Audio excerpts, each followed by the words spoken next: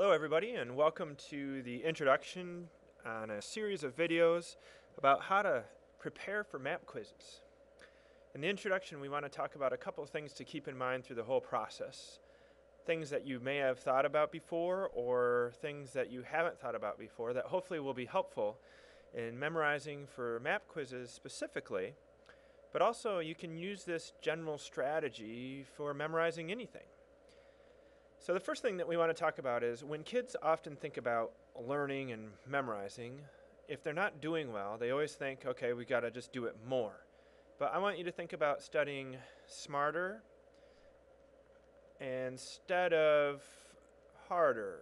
So the answer is not always studying a ton more or concentrating more, but using better techniques that help you study properly. If you're going to get ready for a baseball game, hitting 50 million pitches in a batting cage is not necessarily going to make you a better hitter. Maybe what you need is a hitting coach to show you what you're doing wrong with your swing, and then only hitting 100 times a day or 50 times a day might be better because you've just made your swing better and improved your technique. So studying smarter, not harder.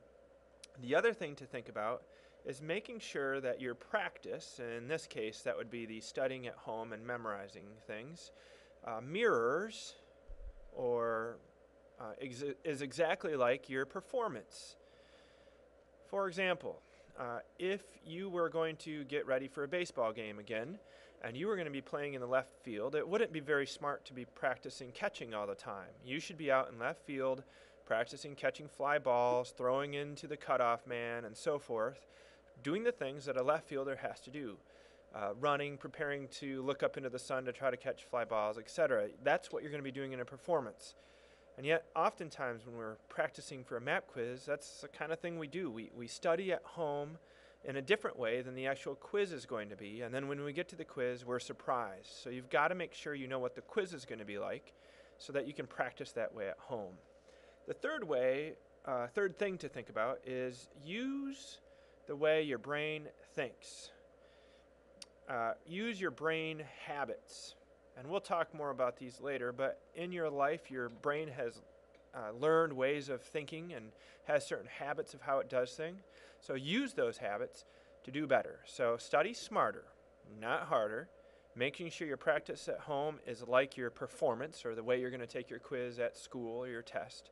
And using the way your brain thinks to benefit you so that you can study more efficiently and get better grades as a result. So now move on to part one of how to prepare, memorize, and do well on map quizzes.